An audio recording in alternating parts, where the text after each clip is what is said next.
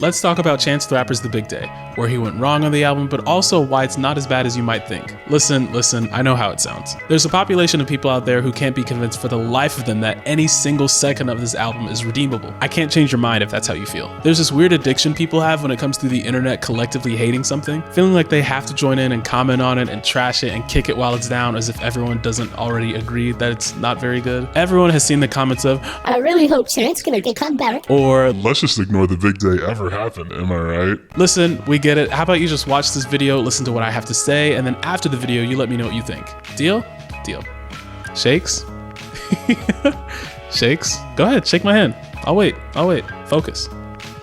I don't think The Big Day by Chance the Rapper is a great album. I definitely don't think it's a perfect album, and I definitely don't think it's his best project. But I do think there are some quality moments in songs, so I want to talk about those, where Chance went wrong with his approach, and the disconnect between this album and the fan reception. First, let's set the scene as to how we got here. Starting with Chance's first mixtape, 10 Day. Chance received a 10-day suspension in 2011 for marijuana possession in high school. While serving the suspension from school, he created this mixtape that gained a lot of buzz in the Chicago area with standout tracks like Brain Cells and Prom Night. Video with this song that I just made called Prom Night, and it's going to be on this tape that I'm dropping way later called 10 Days. It's not going to come out for a long time, but just remember that I did this. This mixtape is what made Chance the Rapper a name. Next, we have the mixtape that put Chance the Rapper on in a major way, Acid Rap, released just 1 year after 10 Day for free. This mixtape is what made people start turning heads and thinking of Chance the Rapper as one of the best young hip-hop artists out at that time, and Acid Rap is one of the best mixtapes of all time. While Chance said Acid was only about 30% of what went into this album, he was much more proud about how this was a musical album more so than a storytelling album, though he does touch on some important topics and does so in such a creative way. And 3, we have Chance's third mixtape, Coloring Book. A lot of people are surprised this is even a mixtape because it was so popular, but that was actually one of the goals Chance had in mind when creating this project, as Chance wanted to win a Grammy off of this mixtape, which he did for Best New Artist. He also made millions of dollars in selling his signature 3 hats and merch because he didn't want to sell this project for mass profit because it was still a mixtape.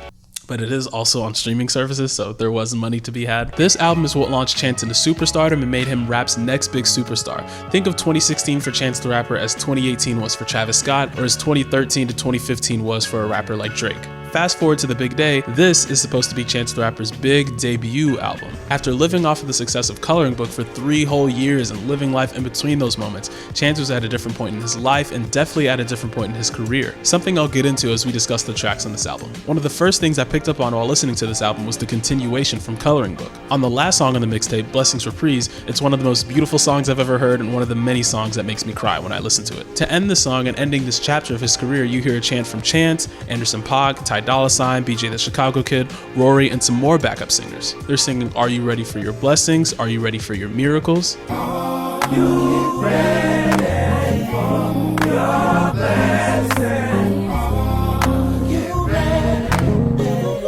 for your miracles? Sort of predicting his mainstream success in a prophetic kind of way. The last voice you hear on this project comes from comedian Haha Davis, who's featured all across this project on songs like No Problems and All Night. You don't want 0 problems, big fella. Come on, big fella, you drunk, big fella. 2 sips and now you want to trip, big fella.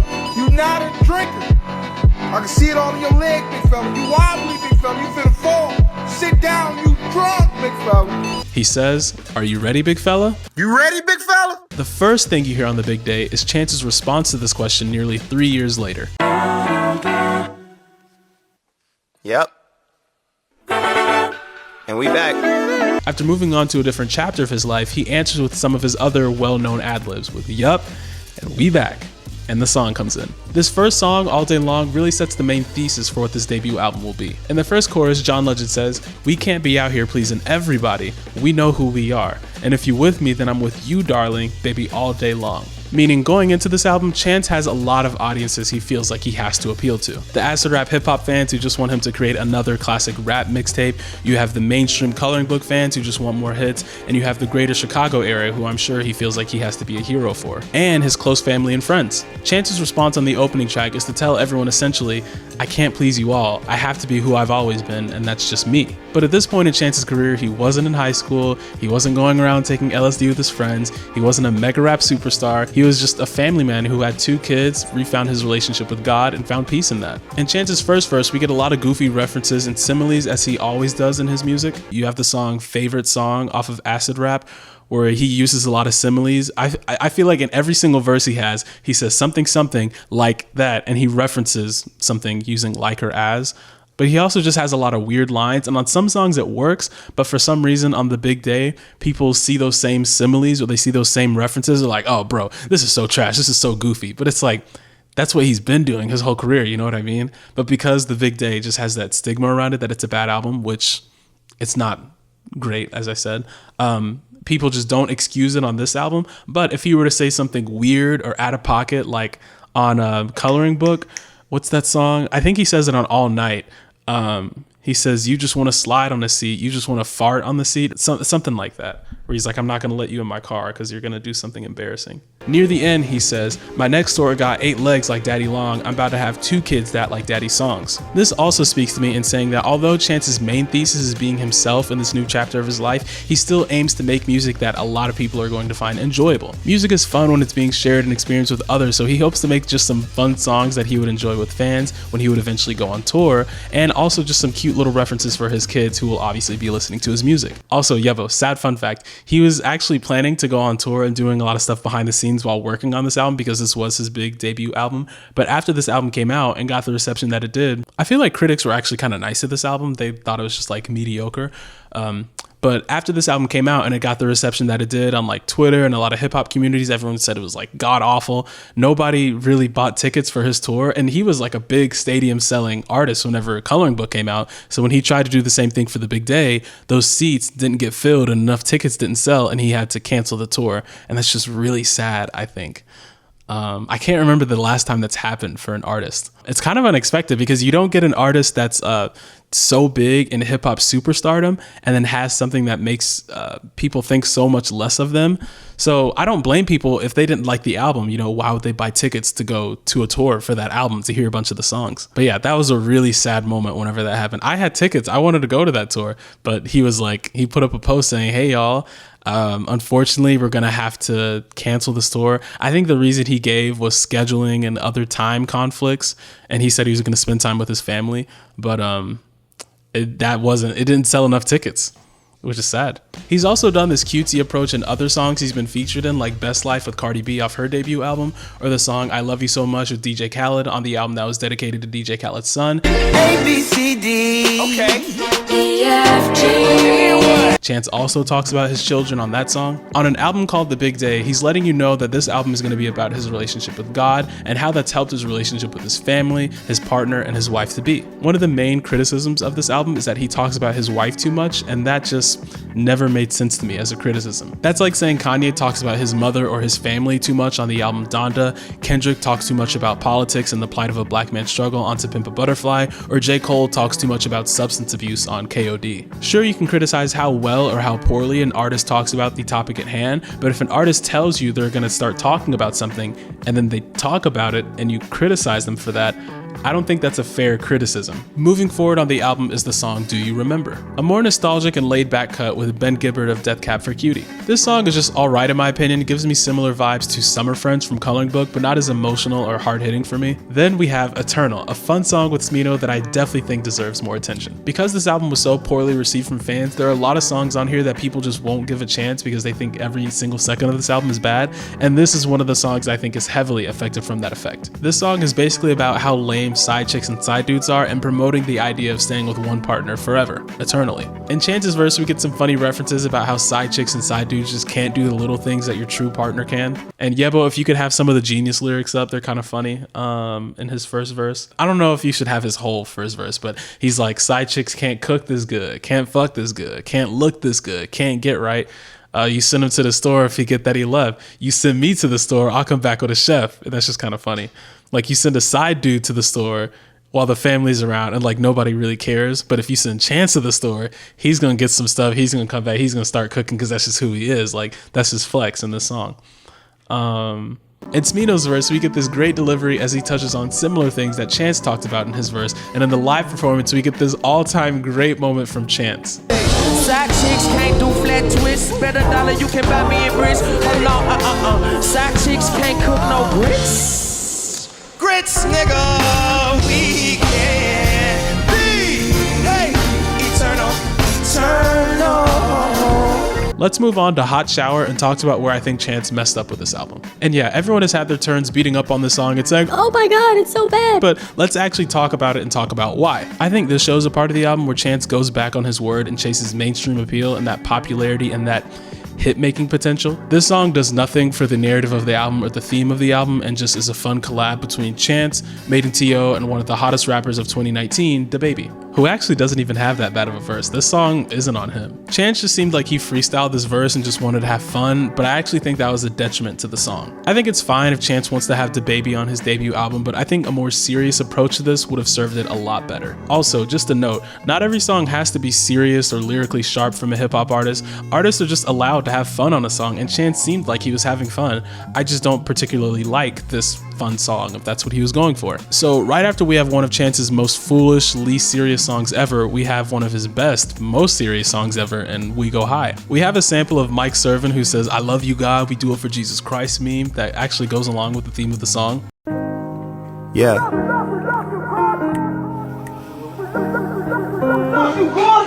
So we do it for God! Jesus Christ! Also, there's the fairy from the Legend of Zelda game, the "Hey Listen." I forgot which game, so don't kill me in the comments. Chance on this track talks about how he felt at the top of the world during his peak success with Coloring Book. As he experiences this success, his relationship with his partner became worse and worse. His ego became too inflated, and for a moment it seemed like he would split with his longtime partner. Later though, he lets go and lets God handle his issues, dropping his ego and doing whatever he can to protect his family and become a better person and a better partner. He talks about how all the stuff he used to be into just doesn't hit the same anymore, and about how he wants to mature and change his lifestyle for the better. He gives up on the famous egotistical life and says, "Just tell us what to do, God." And after this song comes a celebration. On this album, there are a lot of references for 90s kids specifically, and one of the first references is in vogue on this song, "I Got You, Always and Forever." After the problem Chance experiences on We Go High, Ari Lennox and Chance both sing about being okay and getting through life as long as they have their partner beside them. Again, we hear themes similar to the opening track whenever Ari says on this song, "Around the world, people tend to lend advice. We can't blame them, it's all just by design. Take it all with a grain of sand, or leave it all up to me. I got you always." As she's playing the part of Chance's partner on the song, she says that no matter what happens, no matter what fans think on one day versus the other,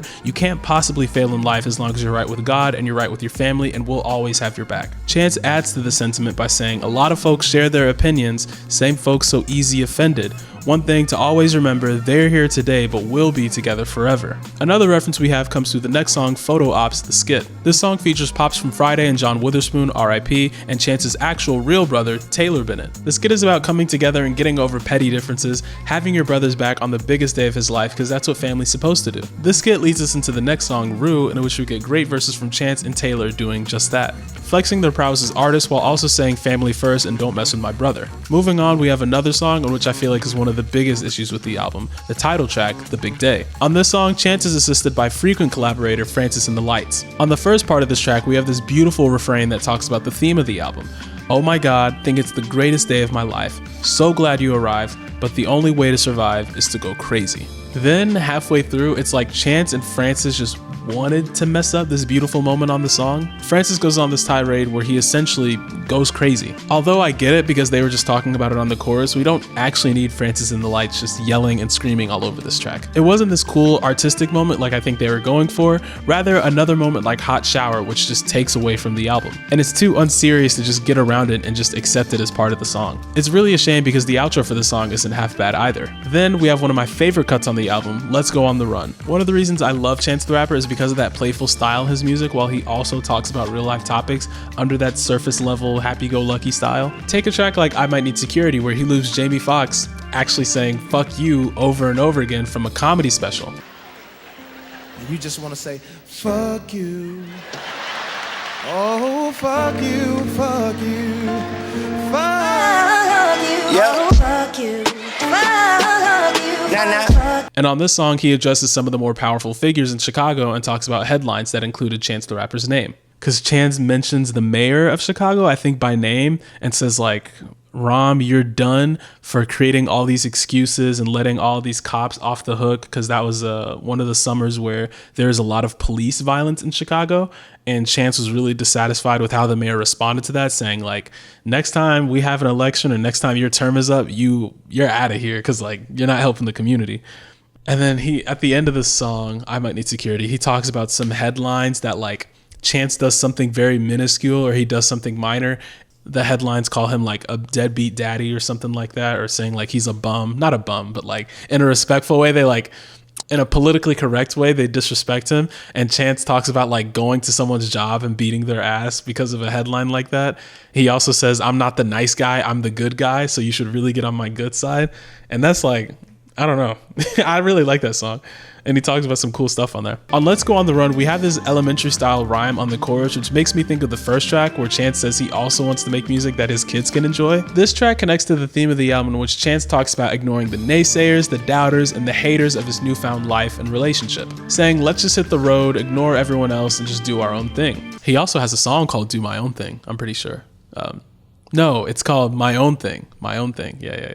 He says we'll both be good as long as we have solid relationships to each other and we both have good relationships with God. This song also has a nice verse at the end where Chance switches up his style a little bit. Don't hyperventilate, keep the lyric cool like Coben and lemonade. The boy got aluminum foil on his dinner plate. On the next 3 tracks, once again we're deviating from the theme of the album in pursuit of hits and songs that would sound fun on tour. Handsome, Big Fish, and Ballin' Flossin'. Perhaps a song like Big Fish isn't the biggest offender of avoiding the main theme on the album, but once again on a song like Handsome, Megan Thee Stallion was one of the more popular rappers in 2019, and it seemed like Chance just wanted to feature her on the album just to take advantage of that and gain popularity, rather than having another boring but personal and deep-cutting song like We Go High. And Ballin' Flossin', it just sounds like a drunk freestyle, honestly. It's a shame because Shawn Mendes's part is actually really nice in the song, but I mean, Chance even admits on the final version of the song, he's in the studio and he's feeling himself or like under the influence. It's a fun song. I'm sure his kids would really enjoy it, or maybe it would be a fun song to dance to at a wedding, but if we're just talking about quality cuts on the album, I don't think this is one of them. Next, we have another great skit in 4 Quarters in the Black. Chance recruits Keith David from ATL, a 2006 film that most 90s kids would probably remember. This skit talks about all the pressures and problems that come with family and other people as you enter a new chapter in your life. Many questions you have to answer, and if you're a star like Chance the Rapper, you're probably the breadwinner in your family, so you have a lot of people depending on you, and that comes with a lot of responsibility and a lot of pressure. Chance reflects on this skit in a beautiful way on the next track, 5-Year Plan. He reflects on his past and how he's a changed man, and he talks about his goals, building his wealth for his family, adding on to his spiritual being, and just relaxing more. I don't really keep up with the lives of celebrities or artists because I feel like that can turn unhealthy very fast, but a song like this really makes me want to root for Chance the Rapper and hope that he achieves whatever he wants in his life. And it also makes me want to strive better for myself, even though I'm not religious like Chance is. Next, we have Get a Bag and Slide Around, more songs that chase mainstream appeal in my opinion. While Get a Bag is nothing special, at least Slide Around features a really good Pierre Bourne beat and has some great features from Lil Durk and Nicki Minaj. Then we move into Sun Come Down.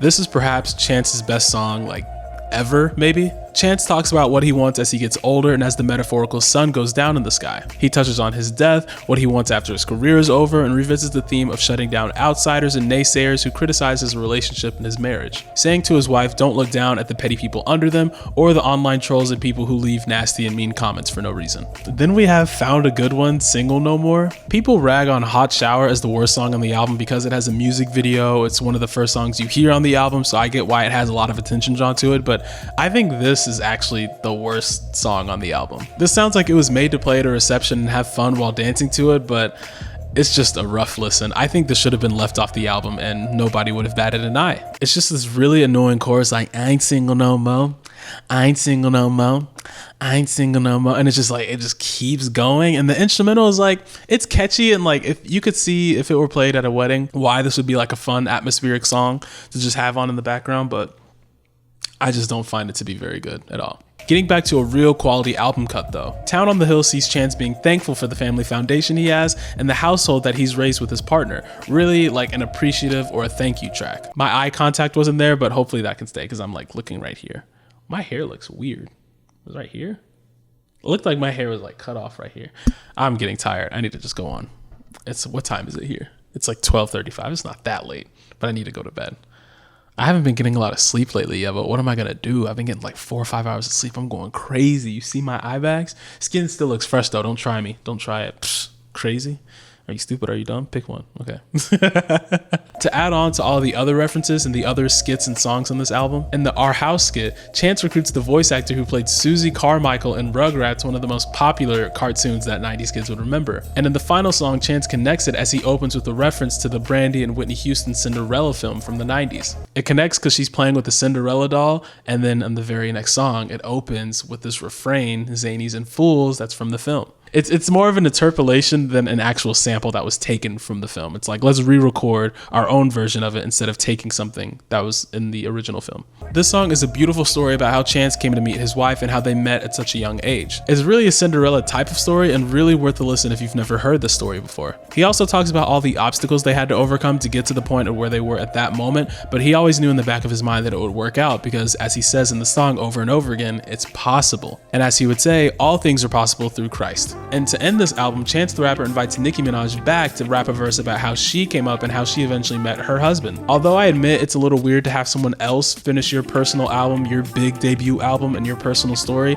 I do think this is an underappreciated moment because when people see this song, they'll just assume, oh, every second of this album is bad, when in reality, this is one of Nicki Minaj's best verses in my opinion. So that does it. Like I said, this album is by no means perfect, and I talked about where I think Chance the Rapper went wrong, but I also think there are some redeeming moments on this album and honestly some career-defining highlights. And while some think this album is a 0 out of 10 and just terrible from start to finish, I actually enjoy a good deal of songs on this thing, and I think it's just fine. I think the worst thing about this album is the stigma behind it because some people have admitted to me that they've never actually listened to this album from start to finish and they just jumped on the hate bandwagon because everyone was telling them how bad it is and they heard like a 15-second snippet of Hot Shower that they didn't like, which is really disappointing. I mean, if you're going to talk about an album in any kind of serious way, I feel like you should at least give one listen from start to finish, just one. But let me know what you think now that you've heard me talk about it. Do you plan on revisiting this album? Anyways, be sure to like and comment on this video to show support and subscribe to join the Slater Mob, aka JayDotBell Mafia.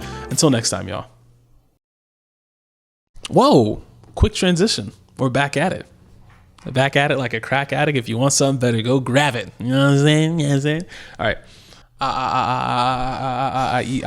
Are you guys crazy? Are you stupid? Are you dumb? Pick one. You can only be one. Gotta pick one. That's a Drake reference. I can send you that clip, Yevo. It was when the Toronto Raptors won the NBA championship and he went on Instagram Live when he was drunk. He was just like wearing a big championship hat as if he was on the team and just talking a bunch of trash to people. It was funny. My arm looked weird right there. Rap snitches telling all their business. They sit in their court and be their own star witness. See? I don't know why I do stuff like that on camera, bro. I look good though. I do be looking good on camera. You know what I'm saying? Water. I almost spilled water on my laptop. I would have let out like a high pitched scream, like a eek. Like, never mind. I need to focus. Some dap. White people don't know what dap is. How would you even ghost dap? Like, you know what I'm saying? Like, and then you lock it in off camera. I don't know. We'll figure it out. Wash your hands after too. That's nasty. Actually, let me wash my hands, matter of fact.